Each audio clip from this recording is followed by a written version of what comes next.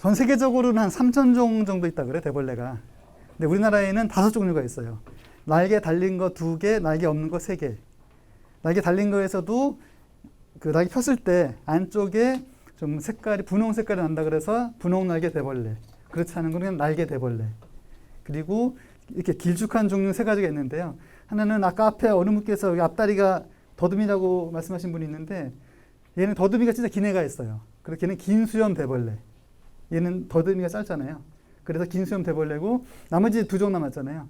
걔는 우리 대벌레라고 있고요. 우리 대벌레, 얘는 그냥 대벌레. 앞에 아무것도 안 붙는 그렇게 5종류가 있습니다.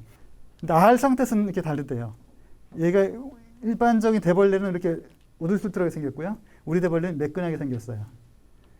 그리고 이 날개 대벌레를 저희가 키워봤는데 얘는 짧아요. 얘보다 한 5, 6cm 정도밖에 안 돼. 그리고 좀 행동이 빨라. 그래서 대벌레 느낌이 좀 안 나요. 물리학적인 대벌레지만 좀 이렇게 길쭉하고 좀 애가 좀 흐느적거리는 맛도 있고 그래야 되는데, 이 날개 대벌레 2마리는 좀 쌩쌩 잘 다녀가지고 좀 대벌레 느낌이 안 나고요. 하여튼 이 5종류가 있고요. 대벌레 특징이 나뭇가지 모양이고요. 그리고 이제 수컷이 없이 그냥 암컷에서 바로 알을 낳습니다. 그래서 좀 대벌레 관심이 많으셔야지 제가 이렇게 좀 흥이 나는데, 다시 한번 물어볼게요. 혹시 대벌레 키워보고 싶으신 분 다시 한번. 네, 고맙습니다. 그 수컷이 없이 암컷에서 바로 알을 낳고 했을 때 장점이 뭐가 있을까요? 퀴즈. 예. 수컷이 필요 없죠. 네. 끝? 수컷을 찾으려면 필요가 없어서 네. 예, 이동 거리가 짧아서 네. 그거 네. 또 온순한 것 같아요. 수컷이 없어서요? 네. 수컷이 있으면 여성분들 결혼하신 분들 사나우신가요? 원식이 오히려 없죠. 네, 그건 다 맞는 말씀이고요. 아니, 선생님 그 집안 얘기 이렇게 함부로 하시면 안 돼요. 아니 그럼 대벌레는 큰 놈이 없다는 얘기예요? 그거 좀 이따 나옵니다. 지금 아까 쉬는 시간에 다 말씀하셨던 것들이 지금 계속 제 강의 시간에 있는 내용이라서 최대한 대답을 회피하고 싶어요. 그때 미리 말씀드리면 김새니까. 그러니까 제가 느끼는 것 중에 제일 좀 장점 중에 하나는 그렇게 수컷을 찾을 필요가 없기 때문에 단독으로도 할 수 있는 장점이 있고요. 또 하나는 번식 속도가 엄청 빨라지는 거예요. 내가 알을 100개를 낳았다. 일반적으로 50개는 암컷, 50개는 수컷. 사실 수컷은 교미할 때 말고는 번식하는 데 소용이 없잖아요. 100개를 낳으면 거의 다 암컷인 거예요. 100마리가 다 증식할 수 있는 거죠. 그러니까 증식 속도가 엄청 빨라질 수가 있어요. 그러니까 아까 말씀드린 식으로 수컷 찾는 데 드는 비용, 또 혹시 이제 이 세상이 멸망해가지고 나 혼자 남아서도 번식할 수 있는 그런 장점도 있고, 번식 속도 면에서는 엄청 빨라지는 거죠. 이번에 가격도 괜찮다 그러더니 강사님 오셔갖고 한 마리에 10,000원씩 했다고. 대벌레요? 그거야 뭐 사업가 맘이죠. 귀할 때 더 받을 수 있는 거고요. 또 그런 장점이 있고, 일단 이거는 성분은 넘어갈게요. 그냥 예. 그리고 색깔이 변해요. 그래서 아까 여기 가져온 게 나중에 강의에서 말씀드릴게요. 색깔이 일반적으로는 그 연두색인데 가을 정도 되면 색깔이 이렇게 갈색으로 다 바뀌는 게 아니고요. 바뀌는 애가 있어요. 그리고 이제 아까 누구 말씀하셨는데 다리가 잘라지면 새로 나와요. 그래서 나오는데 근데 짠 하고 나오는 게 아니고 또 강의시 나오겠지만 깔짝깔짝 조금씩 나옵니다. 다리가. 그리고 죽은 척하기. 아까 잠깐 보셨는데 떨어지면 그냥 죽은 척해요. 그러면 찾기 힘들어요. 그리고 낙하산란. 알을 그냥 아까 어느 알을 어디다 낳나 물어보시는데 키우면 그대로 그냥 알을 낳아버려요. 근데 얘가 사는 것 자체가 참나무 좀 우거진 약간은 우거진 숲속에서 살기 때문에 알을 낳아도 그 안에서 부화를 할 수가 조건이 되는 거죠. 이런 운동장에 나면 다 말라 죽겠지만 그런 장점이 있고요. 이제 요거는 퀴즈니까 손 들고 말씀하셔야 돼요. 기네스북에 오른 세계에서 가장 큰 곤충으로 대벌레가 들어가 있어요. 몇 cm 정도 될까요? 30cm. 땡 5cm 하는 예. 15cm, 땡 20cm, 땡 60cm, 56cm. 딩동댕. 55cm로 가장 긴 곤충 기네스북에 올라 있대요. 이게 2008년, 2007년에서. 그런데 또 우리 그 중국이 또 만만치 않죠. 2017년도에 중국에서 64cm라고 또 인터넷에 나왔더라고요. 64cm. 얘는 이제 그 전체 몸 아니고 다리 뻗었을 때 전체를 얘기하는 거예요. 하지만 64cm 엄청나죠. 저희가 약간 22분 정도라 그래서 그 중에서 한 반은 관심 있으시겠지 해서 한 10개 정도 준비를 했어요. 3, 10개. 아까 한 분만 계속 안 드셔가지고 아까. 그 대벌레를 전 세계적으로 연구가 많이 돼 있어요. 뭐 어떤 목이 좋아하는지, 색깔 변하는 게 어떤지, 다리가 어떻게 하는지 다 되는데 우리나라에서는 지금까지 딱 2번밖에 없어요. 하나는 분류학적으로 한 거고, 한 번은 이제 그 산림에서는 해충이거든요. 왜냐하면 나무 잎사귀 먹으니까 해충이죠. 산림에서는. 아까 처음에 해충과 이충 사이는 산의 관점이다. 산림 쪽에서만 보면 해충인 거고요. 이걸 우리가 그 산업화 한다 그러면 우리한테는 이제 이충이 될 수가 있는 거죠. 그래서 저희가 강의할 때 저희 이제 농민들한테 분양할 때도 일반적으로 모든 곤충 아무리 토착종이긴 하지만 얘네가 야생에서 방생을 하면 산림 쪽에서 사람들이 안 좋아할 거예요. 그래서 그 방생하는 거는 좀 지양을 해라. 자연 상태 이런 건 어쩔 수 없어도 만약에 키우다가 지겨우면 다시 갖고 오면 이건 표본을 만들어 준다든지 하면서 하면 되지. 그냥 키우다가 힘들다고 방생하는 거는 안 했으면 좋겠다. 토착종이긴 하지만 그 산림에서 해충이기 때문에 그런 교육은 좀 필요할 것 같고요. 그리고 이때는 이제 해충으로서 연구한 게 한 번 있어요. 2003년도에. 그래서 저희가 대벌레를 2014년도에 이 지역이 고향에 엄청 많이 발생했어요. 그래서 나중에 나오겠지만 TV에 막 이상하게 나오고 막 그랬었거든요. 이때 6월달에 한 500마리 이상 그냥 제가 한 1시간 정도 채집하다 다니면 500마리 이상 막 잡았어요. 근데 8월달 되면 탁 줄어들고 2015년도에는 같은 시기에 한 90마리 정도 8월달에 36마리 탁 줄었고요. 2016년도에는 이제 본격적으로 그 세계적으로 조사를 했어요. 그랬을 때 이게 이제 그 수거든요. 그때 한 5월 말 해가지고 한 70마리 정도 잡았었고요. 그다음 급속히 줄어들다가 9월 달에는 하나도 발견 못했어요. 마찬가지로 크기를 봤는데 이때가 한 지금 아까 조금 보셨죠? 1.5cm, 1.6cm. 그것도 일령 상태예요. 이제 이때 부활을 한다고 보시면 되죠. 이때 부활해가지고 2.4cm 한 2령 정도, 3령, 이때는 한 5령 정도 돼요. 그리고 이제 그 다음에 성충이 되는 게 7cm 이후는 다 성충으로 보시면 돼요. 이때부터 7월 6일, 7월 초에 성충이 다 되는 거예요. 그래서 한 2달 정도 살다가 다 이제 돌아가시죠. 알도 이때 낳는 거예요. 이 자료를 보여드리는 이유는 이때 하여튼 대발생했지만 자연적으로 많이 감소를 많이 했어요. 뭘 좋아하냐? 그랬더니 처음에 발 때 참나무에 잔뜩 붙어 있었어요. 근데 시기가 갈수록 아카시나무를 되게 좋아해요. 그래서 전체적으로 발생하는 숫자를 보면 320마리 중에서 아카시아 200마리 정도, 거의 3분의 2가 아카시아에서 발견되고요. 최근에 잡는 것도 아카시아에서 거의 많이 잡았어요. 그리고 이제 일반적으로 그 도감 체계는 참나무를 먹는 해충으로 되어 있거든요. 그래서 뭘 잘 먹나 사육할 때 이렇게 봤는데 마찬가지로 이렇게 나갔을 때 아카시아 나무를 제일 잘 먹는 편이었어요. 얘네 같은 게 이제 어렸을 때는 좀 연한 걸 줘야 되고 커서는 좀 약간 단단한 건 상관이 없는데 커서 연한 거 줘도 상관없거든요. 장점인 거는 아카시아 같은 경우에는 커도 부드럽잖아요, 얘가. 근데 참나무 같은 경우에는 지금 시기요? 뻣뻣하지죠. 예. 그러니까 키울 때도 얘네 입장에서도 참나무보다는 아카시아가 더 맛있는 거예요. 산에 가서도 아카시아 많이 발견됩니다. 얼마나 먹냐 봤어요. 갈 참나무를 해가지고 원래 그 먹이 시험할 때는 하루는 굶겨요. 하루 굶긴 다음에 이제 먹이를 주는 거죠. 그랬을 때 첫째 날은 한 4.9cm 제곱센치 그리고 먹는 양이 한 0.111g. 둘째 날은 좀 줄어들었죠. 첫날은 배고프니까 더 많이 먹었고 이제 4cm. 그 다음에 셋째 날 3.8cm. 평균적으로 4.2cm. 4.2cm면 2 곱하기 2cm예요. 그러니까 하루 먹는 양이 2 곱하기 2cm밖에 안 먹는 거죠.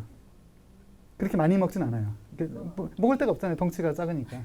이제 생존 전략으로 넘어가겠습니다. 대벌레가 어떻게 이렇게 살아가냐? 요 연약한 몸으로. 그러니까 손으로 찍 누르면 죽을 것 같은데 가장 큰 게 의태예요. 아까 누가 물어보셨는데 대벌레가 대나무를 닮은 벌레라서 대벌레거든요. 그래서 아까 한자어로는 죽충, 대나무 벌레고요. 영어로는 스틱 인섹트, 나무 짝대기 벌레라고 합니다. 하여튼 짝대기가 생겼고요. 알 상태에서도 이제 책에서는 그래요. 그 알이 이제 씨앗처럼 생겨가지고 복을 받는다. 하여튼 알 모양이 이렇게 우두투하게 생겼습니다. 여기서 대벌레가 얘가 대벌레예요. 잘 안 보이죠? 예. 그리고 이제 이게 의태. 여기서 저도 여기서 대벌레가 3마리 있어요. 3마리. 근데 저도 한 마리를 못 찾겠어요. 찍을 때는 3마리라고 찍었는데 찍고 나서는 못 찾겠어요. 그래서 제일 먼저 대벌레 찾으신 분 이거 하나 드리겠습니다.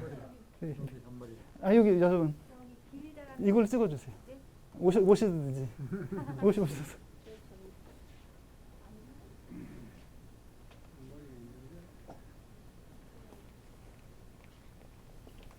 이거 기다란데 저 위에. 여기요? 예. 예, 맞습니다. 네, 맞습니다. 하나 가져가시고. 어디요? 요거요? 네, 맞습니다. 잘 찾으시네요. 그리고 또 한 마리가 있는데 한 마리 저도 못 찾겠어요. 요쪽에 한 마리가 있었는데요. 못 찾겠어. 있어요? 와, 맞네. 다 어떻게? 아니 반대로. 이건 되고요. 와, 저도 아까 이 자료 만들면서 있습니다. 자료 만들면서 제가 분명히 3마리 찍었는데 한 마리 못 찾겠는 거예요. 지금 보니까 보이네. 하여튼 이런 식으로 있어요. 대벌레가. 그래서 의태, 자기 나뭇가지 모양을 비싸게 해가지고 숨기는 거죠. 예, 예. 단풍나무 여기 근처가 다 아카시아 나무 지금 많은 데고요. 참나무 일부 있고. 예. 그러니까 그 벚나무도 먹고요. 대부분의 화렵수 잎사귀는 조금씩 손은 된다고 보시면 돼요. 대신에 아카시아를 엄청 좋아하죠. 그리고 두 번째 생존 전략이 죽은 척하기. 가사 상태. 그 제가 또 이거 해봤어요. 아까 어른 보셨죠? 떨어뜨렸을 때 죽은 척하는 거. 한 이런 약충 같은 경우에는 한 1분에서 5분 누워 있는 게 한 거의 56%, 57%예요. 그 이상 가만히 있는 거야 그냥. 저도 이거 하는데 시간 많이 걸렸어요. 이게 조사하는데. 어떨 때는 이거 할 때는 핸드폰 이렇게 찍어놓고 저는 이제 딴 데 갔다가 그래 계속 보고 있을 수 없잖아요. 최대 약충은 22분, 성충은 제가 조사한 거로는 36분까지 그냥 가만히 있는 거예요. 그 상태로. 그때 아까 오늘 보셨지만 어떤 내가 숨어 있다고 생각하면 가만히 있는 거고 노출됐다 딱 건드리면 그때 막 도망가죠. 그러니까 제가 보기에 아까 의태보다도 이게 더 센 것 같아요. 일령 상태에서는 10초 안에 떨어졌을 때 찾는 게 30%밖에 안 돼요. 얘는 성충은 그래도 크니까 10%, 13%까지 되는데 이것도 어떨 때는 계속 못 찾을 때도 있어요. 아까 제가 못 찾았다 그랬잖아요. 그런 식으로. 그 색깔이 변해요. 지금 여기 2마리를 가져왔는데 2마리는 그 연두색이고요. 2마리는 색깔이 변하는 거예요. 그래서 이제 2016년도 그때 조사했을 때 5월 31일 날은 한 13.8%가 근데 요 밑에는 이제 발견한 숫자예요. 아주 많지는 않았어요. 그러니까 13.8%가 이제 갈색이 보였고요. 그 다음엔 23%. 근데 사실 퍼센트 큰 의미가 없어요. 이거 뭐 한 마리 잡았고 3마리 잡았으니까 10% 60%지만 저희가 5마리 잡아갖고 3마리가 갈색인 거니까 숫자는 큰 의미가 없고 대신에 이때부터 이렇게 갈색이 나오기 시작한다. 그래서 1령, 2령 때는 1령 당연히 그 원래가 색깔이 이제 옅은 갈색이 아니고 2령 때는 안 나타나고요. 3령 때부터 이렇게 나타나기 시작해요. 갈색이. 그래서 저희가 그 전에 실험했을 때는 이렇게 갈색으로 하면 갈색이 되고 그냥 연두색이 있었는데 실제로 또 이거를 또 재현 시험을 해봤어요. 근데 또 재현 시험에서 그게 잘 안 나타나. 그런 좀 단점이 있고요. 그래서 여기 2마리를 가져왔어요. 여기가 일반적인 대벌레 이제 연두색이고요. 얘는 좀 갈색으로 얘가 많이 바뀌었군요. 이렇게 뒤로 또 도망가 버려요. 이렇게 이러면 이렇게 뒤로 또 도망가 버려요. 얘는 이제 짙은 갈색이죠, 그죠? 이런 식으로. 그래서 지금 학습 애완용으로 아까 잠깐 얘기 들었는데, 얘 잡을 때 그냥 얘 잡고 있는데 그냥 이렇게 잡으면요 다리가 떨어질 수가 있어요. 그래서 이렇게 좀 조심해서 이렇게 잡으시면 되고 그냥 전체로. 그리고 그 장수풍뎅이 같은 경우에는 날카로워가지고 사람 어른들 마찬가지고 애들 같은 경우에도 좀 그 피날 수도 있는데 얘가 이제 그런 건 없고요. 다른 쪽은 생각을 많이 못 해봤어요. 그래서 뭐 누가 식용으로 말씀하시길래 얘가 먹을 게 뭐가 있냐 얘기했었고, 만약에 기능성 면에서는 있을 수는 있는데 아직 그까지는 연구를 안 해봤거든요. 기능성 면에서 좀 하나의 좀 단점은 일단 워낙 아주 특이한 게 있으면 모르겠지만 그렇지 않다 그러면 그 생체중이 적기 때문에 기능성 품질 뽑으려고 해도 그만큼 또 많이 키워야 되는. 근데 나도 그까지는 생각을 안 해봤고 하여튼 놈을 과목하면 100세까지 장수는 하시면 여기 그리고요. 제가 가져온 게 여기는 이제 거의 성충된 거 이게 1령 지금 각기 하나 있거든요. 이거 좀 작게 해달라고 좀 크게 해가지고 한번 얘만 보세요. 이렇게 돌아가시면서 얘 색깔 변한 애랑 변하지 않는 애랑. 색깔이 변하는 건 100%다 변하는 건 아니에요. 예, 100% 변하는 게 아니에요. 그래서 사실 그 같은 조건에서도 그러니까 얘는 나름대로 그런 심한 거 있을 텐데 우리가 아직 인지 못하겠어요. 처음에 아까 요 그림에서는 갈색 가지로 키웠더니 바뀌어가지고 환경이 이렇게 되면 될까 싶어서 그 다음에 시험한 거는 갈색 가지에 주위도 다 갈색을 해줬어요.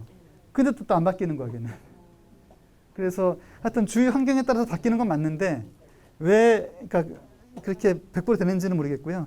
그 전에 아까 색깔 변이 딴 걸로 연구한 걸로 보면 요 눈에서 눈 밑을 인식을 해가지고 그 주위 환경보다도 내가 짓고 있는 고기에 따라서 이제 바뀐다 그렇게 논문은 있는데 막상 저희가 테스트했을 때는 또 안 나오더라고요. 그리고 또 원래 해보고 싶었던 거는 녹색에서 갈색은 되는 거는 이제 이해 가잖아요, 알잖아요, 자연 상태에서. 근데 녹색이 또 다시 갈색이 다시 녹색으로 될까? 그거 한번 해보고 싶은데 아직 못 해봤어요. 근데 하여튼 그게 색깔 변이는 저기 몇 번 테스트를 해봤는데 그게 쉽지 않더라고요. 그 변하는 게. 하여튼 이 생존 전략에서는 이제 색깔 변하면 주위 환경 아까 그 의태처럼 주위 환경에 맞춰서 하는 그런 게 딱 맞고요. 그래서 다리가 잘려요. 아까 누가 물어보셨는데 다리가 잘렸다가 다시 생겨납니다. 근데 다 그냥 100% 나오는 게 아니고요. 그때 이제 자연 상태 조사를 해봤어요. 그때. 그랬더니 한 5월 달에는 거의 한 40%가 우리 10마리 채집을 하면 그중에 한 4마리는 다리 잘리는 게 있는 거야. 다리 6개 중에 하나 이상. 마찬가지로. 일단 5월 달부터 생기고요. 거의 비슷해요. 큰 차이는 없고. 근데 이때 이제 다리가 재생된 게 보여요. 16% 잘린 것 중에서 6개 중에서 이제 그전 잘려가지고 다리가 나오는 거죠. 그 비율이 이렇게 되고요. 하여튼 5월 달부터 잘린 것도 나오고 재생된 것도 나오고. 근데 잘린 거에 비해서 재생률은 그렇게 높지는 않죠, 자연 상태에서는. 이거는 제가 판단하기에는 다리가 잘리면 일단은 6개 달린 것보다는 불편할 거 아니에요. 그러니까 다른 천적에 피할 수 있는 그런 가능성이 적다고 봐야겠죠. 처음에는 그 천적이나 어떤 스트레스를 이기기 위해서 다리가 잘렸는데 그 상태 그 다음 탈피를 하고 한 2번 해야지 좀 나오거든요. 그렇기 때문에 그 중간에 또 다른 애들한테 잡힐 가능성이 많기 때문에 실험실에서보다는 이게 실제 그 자연 상태에서 다리 잘린 애들 재생률이 좀 낮지 않을까 그렇게 생각해보고 있고요. 그리고 이제 다리 잘린 것 중에서 어디가 다리가 제일 많이 잘렸나를 이제 자연 상태 거를 제가 조사한 걸 보면 앞다리, 가운데 다리, 뒷다리 했을 때 앞다리가 50% 이상. 그래서 왜 앞다리일까? 아까 어느 분 말씀하셨는데 내가 그 남에 떨어질 때, 그러니까 채집할 때 보면 그냥 앞으로 가서 이렇게 풍덩 떨어지는 게 아니고요. 뒤로 이렇게 하면서 그냥 떨어져 버려요. 그러니까 지 몸이 워낙 가벼우니까 떨어져도 자기한테는 큰 충격이 없는 걸 알고 있는 거죠.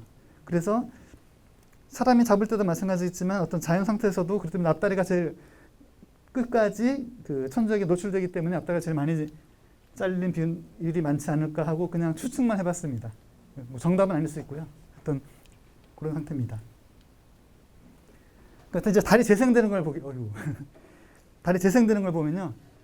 일령에서 다리가 절단됐을 때 그 중에 10마리면 2마리만 일령이 재생이 돼요. 그리고 70%가 또 3령 때. 2령에서 재생이 2령 때에 다리가 잘리면 마찬가지 비슷한 비율이에요. 3령에서 다리가 잘리잖아요. 그럼 그 다음에 바로 그 다음 탑해야 돼. 그 다리가 재생이 돼요. 왜 이런 일이 생길까 하면요. 이거 지금 2령에서 다리가 잘린 상태고요. 뭐 제가 자른 건 하나도 없어요. 저는 그냥 실험을 이렇게 좀 잔인하는 게 싫어해가지고 자연상 잘린 게 있어요. 그 다음 탑이랑 이런 식으로 돼요. 그리고 현미경으로 보면 이렇게 있을 건 다 있어요. 다 있는데 이게 기형식으로 있는 거죠. 이게 탑을 한 번 더 하면 이렇게 돼요. 정상적이지만 짧은 다리. 그래서 그 오른쪽 다리 정상 다리가 한 2.7cm인데 얘는 1.6cm. 거의 한 반 정도 크기로 되는 거죠. 일령에서 다리가 잘렸잖아요. 그 다음에 기형 다리가 생기죠. 한번 하면. 그 다음에 한번 탈피하면 이게 64%까지 다리가 길어지고요. 그 다음 하면 80%. 3번 탈피를 해야지 90% 이상에 가요. 90%면 눈은 구별이 안 가요. 자료 보면 되겠지만 일반적으로는 구별이 안 되거든요. 네 번 정도는 돼야지 80% 이상, 90%까지 된다는 거죠. 그러니까 얘 입장에서는 그게 엄청 큰 스트레스예요. 그래서 또 이걸 한번 해봤어요. 그러면 얘가 성충되면 길이가 짧아지지 않을까? 다리 쪽에 영양분이 많이 가니까. 또 그건 또 아니더라고요. 성충 길이는 1령에서 다리 잘렸을 때나 2령 잘렸을 때나 비슷해요. 성충. 아까 이거 말고 했을 때도 한 7.5cm 정도 나왔잖아요. 그러니까 실제 다리가 잘린 다음에 재생하는데 힘들지만 그걸로 해서 성충됐을 때 어떤 그 길이에 따른 그 스트레스는 없는 것 같아요. 생리 단식이 때 이거 제가 알기로는 그 세계 최초로 사진 찍은 사람일 겁니다만 공식 나온 거는 수컷이고요. 아니 얘가 암컷이고요. 수컷이에요. 수컷 보면 아까 1년과 색깔 비슷하다 그랬잖아요. 이렇게 초록색도 있지만 짙은 색의 그 선이 좀 2개가 있어요. 얘가 암컷, 수컷. 아까 수컷은 4령 정도 크기. 근데 그래서 저는 궁금한 게 아까 단위 생식을 했을 때 그런 장점이 있는데 사실 가장 큰 단점은 그 유전자 교환이 안 된다는 거잖아요. 나한테 좀 안 좋은 유전자 다른 데서 잡종 강세를 해야 되는데 그래서 이제 우리가 일반적인 그 생물체들이 다 교미해서 암수 유전자 교환하는 건데 얘는 그렇지 않고 그런 장점이 있지만 유전자 측에서는 위험성이 있지 않을까. 근데 하여튼 얘 수컷이 있고 교미하는 거에서 봤어요. 근데 그럼 비율이 뭐 10%도 아니고 진짜 몇 천분의 1이기 때문에 수컷의 역할이 뭘까? 모르겠어요, 아직도. 수컷이 있는 건 확실하고요. 교미까지는 봤으니까. 또 이런 이거는 인터넷에 나온 자료인데요. 그 직박구라는 새가 대벌을 잡아먹어요. 그럼 대벌레 뱃속에 알이 있을 거 아니에요. 그러니까 산란하기 직전. 그런 알이 있으면 걔가 소화가 다 안 되고 살아있다가 그 변을 통해서 직박구리 변을 통해 나오면 살아있는 그런 그 자료예요, 이게. 얘가 대벌레고 얘가 먹으면 그 안에서 그 안에서 살아나는 거죠. 이제 이게 사육하는 데 있어가지고 처음에 부화하는 데 되게 힘들었어요. 부화가 안 되는 거예요. 그래서 어떤 식으로 해볼까 고민하다가 얘네가 자연 상태가 어떤 식이냐면 아까 참나무나 숲속에 우거진 데다 그냥 알을 낳아요. 낙하산란이라 그래서. 근데 그 조건이 한 8월 달쯤 7월 8월에 알을 낳아가지고 그 다음에 4월 20일경에 부화를 하거든요. 한개월 동안 그 안에 있는 거죠. 그래서 그 조건을 만들어 보자. 그래서 인위적으로 이렇게 밑에다가 그 흙을 깔고 위에다가 낙엽을 깔고 그 위에다가 알을 낳고 낙엽을 깔고 이런 식으로 해봤어요. 그래서 이제 얘네가 겨울을 나니까 저온이 필요하겠지 해서 저온을 0도씨, 4도씨, 8도씨를 30, 60, 90, 120, 150일까지 둬가지고 해봤어요. 그랬더니 굳이 저온이 없이도 그냥 부화를 하더라고요. 그래서 온도보다는 그 습도 조건이 중요하구나. 왜냐하면 이게 습도 맞추는 게 처음에는 그냥 온도 조건만 신경을 썼기 때문에 습도는 대충 했거든요. 그래서 이 습도가 중요하다고 생각을 해가지고 이제 온도 일단 부하를 넘어가고요. 이제 우리 이런 식으로 다시 하는데 우리 그 발효톱밥에다가 그 오아시스 있잖아요. 그거를 놓고 한번 해봤어요. 그랬더니 한 98%까지 부하율이 나오더라고요. 근데 오아시스 없이 그냥 발효톱밥만 잘 하더라도 90% 이상 나왔어요. 그래서 역시 수분이 중요하다. 그걸 좀 느꼈고요. 그리고 이제 저희가 이거는 농가에서 할 때 이런 실험이 더 좋을 거고, 저희 실험실에서 할 때는 그 부하 숫자 하나하나 세야 되잖아요. 그래서 그때는 이제 이런 식으로. 지금 여기 이제 R이거든요. 한번 들어온 보시죠. 이런 식으로 해서 옆에를 수분을 해주는 거예요. 그래서 그 물이 직접 R은 안 들어가지만 어느 정도 습도가 유지되게. 그렇게 해서 지금 사용을 하고 있고요. 온도별 발효 기간을 보면 R에서 한 그 23도, 25도에서 90에서 100일 정도 걸리고요. 더 낮은 온도에서는 더 오래 걸리죠. 15도에서는 200일 정도. 그래서 그 농가 입장에서 더 빨리 부화시키는 거는 어려워요. 왜냐면 자연 상태에서도 7, 8월 달에 알을 낳아가지고 그 다음에 4월까지 간다 그랬잖아요. 더 빨리 하는 건 어렵지만 좀 지연시키는 건 가능하지 않을까. 그래서 15도씨에 보관하면 200일 정도 소요가 되는. 그러니까 내가 알을 채취한 다음에 이거를 언제 쓰고 싶다, 언제 부활시키고 싶다 하면 온도를 좀 맞춰가지고 그게 가능할 거라고 보고 있고요. 그래서 알 상태에 넣고 이제 성충 상태에서는 보통 이 온도에서 한 60일 정도, 23도, 25도에서 57에서 64일이니까 한 2달 정도 있으면 이제 성충이 되겠습니다. 그래서 아까 이제 어느 분께서 먹이를 말씀하셨는데, 이 자연 상태에서 이 참나무나 아카시아를 구하기가 쉽지가 않잖아요. 그래서 이거를 지금은 괜찮지만 한겨울엔 힘들잖아요. 그래서 이거를 대체할 수 있는 먹이가 뭘까 고민을 많이 했어요.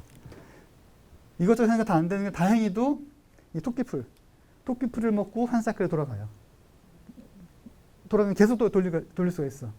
그래서 제가 대벌레를 사육하고 있는 입장에서는 토끼풀이 대단한 발견이라고 생각을 해요.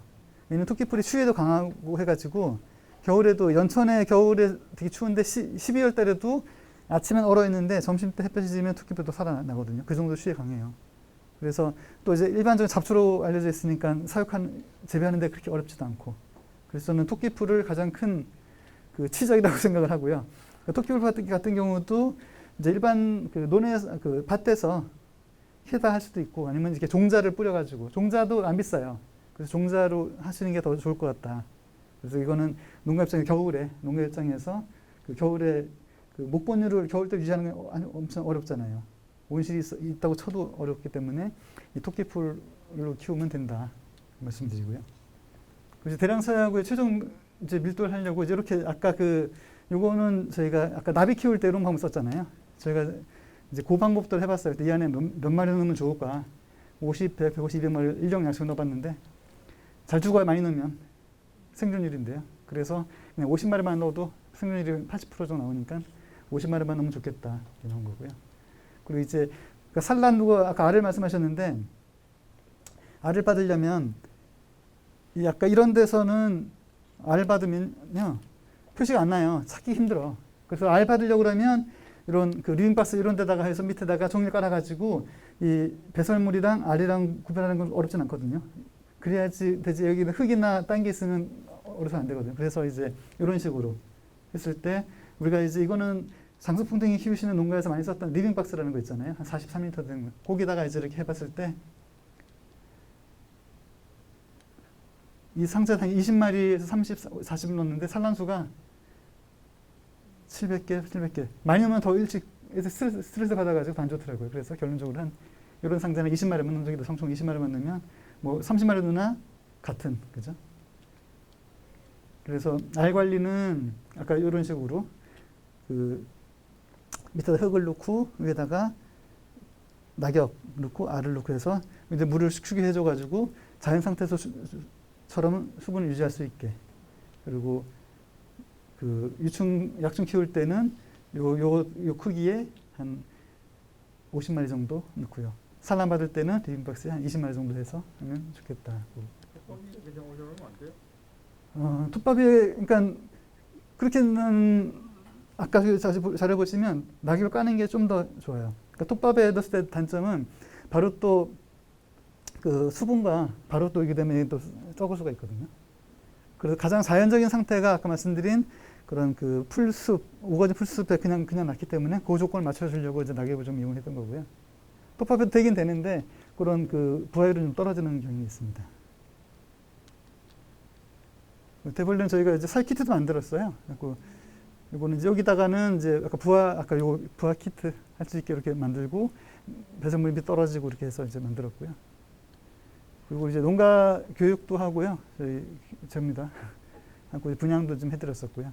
그리고 지금 근데 사실 일반 산업군주 농가에서 아주 성공을 많이 하고 있지는 않아요. 왜냐하면 장수풍이나 사슴벌레 같이 그런 딱정벌레류는 돼 있잖아요. 유충은 톱밥에 키우고 성충은 곤충젤리나 아니면 뭐 바나나 같은 거 주면 되고. 얘 같은 경우는 수명이 다르잖아요. 달라서 그 곤충 일반적인 딱정벌레 키우시던 그 정성으로 하면 좀 한계가 있죠. 좀 더 신경 많이 써줘야 되니까. 그래서 지금 파주 고양이 농가에서 일부 좀 사육을 하고 있고요.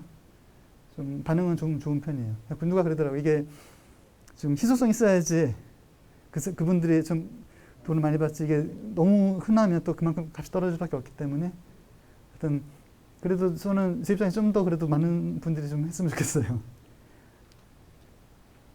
여기 이제 그 파주 농가에서 이렇게 해가지고 한 마리에 하여튼 뭐 몇천 원씩 받고 뭐 정확한 액수는 잘 생각이 안 나는데 이제 학교 그런데 이제 교육할 때 이제 쓰는 거죠. 여기 한 마리씩 있을 거예요. 이렇게 한 마리씩 이렇게 해가지고 아까 말씀드린 그 이동 곤충생태관 여기다가 이제 대벌레 같은 거 넣고 이렇게 전시를 하고요. 저희가 전시해 본 대벌레가 효과가 좀 좋은 게 책에서는 많이 봤잖아요. 또 아까 말씀드린 뭐 기네스북에 오르고 엄청 긴 봤는데 실제 본 건 많지 않기 때문에 그것도 뭐 희소성이 원리일 수는 있지만 그래서 저희 기랍잡이랑 대벌레랑 같이 예천 곤충 엑스포 때 저희가 전시했는데 반응이 기랍잡이보다 대벌레가 더 좋았어요. 그 당시에는. 그래서 어떤 대벌레가 가치는 있다 이런 생각이 되고 있고요. 그래서 저희가 미국에서도 이런 그 스미소니언 박물관에 주 인섹트라고 곤충 동물원을 운영하고 있어요. 뭐 그런 거 아니고 이렇게 살아있는 곤충을 이렇게 전시를 하는데 거기서도 대벌레가 전시가 되고 있었고요. 세계적으로도 대벌레가 이렇게 많아요. 근데 험악스럽게 생겼죠. 근데 성질은 똑같아요. 그래서 이렇게 손에서 케어가 가능한 거예요. 이런 식으로. 무섭기는 엄청 무섭게 생겼는데 처음엔 무서운데 이렇게 있어보면 친밀감이 들어요. 그래서 이렇고 얘 같은 경우도 이 입벌레가 다 대벌레 같은 종류예요. 잎사귀 닮은 거. 얘는 이제 그 핑크 윙드 스틱 인섹트라고 우리나라 분홍날개 대벌레랑 이름 똑같아요, 그죠? 근데 학명은 다르더라고요. 얘가 좀 더 길고 여튼 그렇게 하고 있고요. 얘 같은 경우가 이제 장점이 행동이 느리고 공격성이 없으니까 아이들한테 그 체험할 수 있게 좋은 교재라고 그러더라고요. 그래서 여기서 말하는 이제 바퀴벌레는 일반 바퀴벌레가 아니고요. 바퀴벌레 종류가 많은데 되게 하여튼 좀 이쁘면서도 행동 느린. 일단은 애들한테 행동이 느려야 돼요. 메뚜기 같은 애들한테 이거 한번 잡아봐 그러면 한번 도망가면 끝이잖아요. 그러니까 얘가 동작이 느린 게 그 체험학습 하는 데는 장점이 될 수 있는 거죠.